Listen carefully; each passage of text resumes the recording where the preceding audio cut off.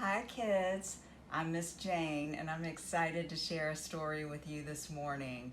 This book is called The Book Without a Story.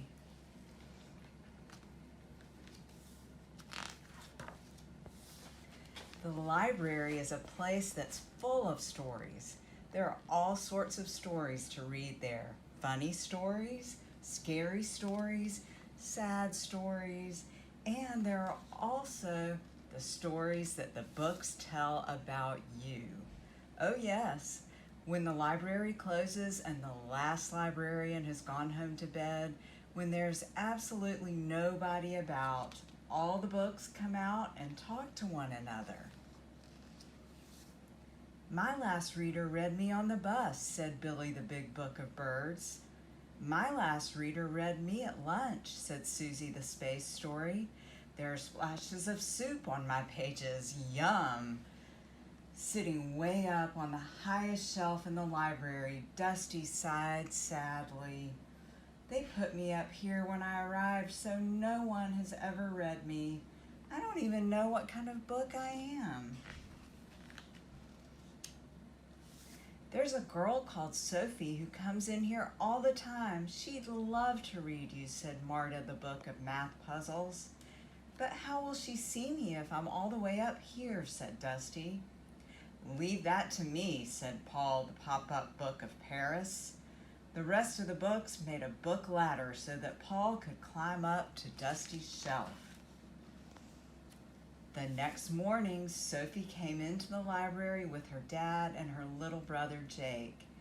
As she was passing under Dusty's shelf, Paul opened his Eiffel Tower pages and popped Dusty off. Good luck, he said. Down Dusty tumbled until he landed on the floor right in front of Sophie.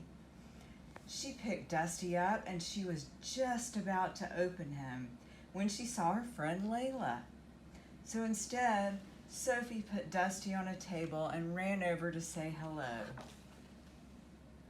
Bless my bookmarks, said Billy. How can we help him? We can't, said Susie. No one must ever see us move. So the other books could only watch as Sophie's little brother Jake sat down at the table. But Jake's never read anything, said Marta. He just draws. He won't even notice poor Dusty is there. But then a gust of wind blew in through the open window. Dusty's pages whispered in the breeze, sending out a little cloud of dust. Shoo! Sneezed Jake, and he looked over at Dusty. And there was a big picture of a dinosaur, just like the one he was drawing. So Jake pulled Dusty over and looked at the cover. Then he turned the page and saw another dinosaur picture, and another. Dusty was full of them, and next to each picture, there were words all about dinosaurs, his favorite thing in the whole wide world. So Jake started to read, and the more he read, the more the hot, jungly dinosaur world of Dusty the Book of Dinosaurs grew inside his head.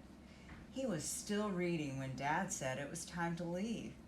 But Jake didn't want to leave. He wanted to keep on reading. So the librarian explained he could borrow the book and take it home with him. Jake read Dusty all the way home, and when he finished the book, he started all over again. And when his friends came over to play, Jake told them all about the Book of Dinosaurs.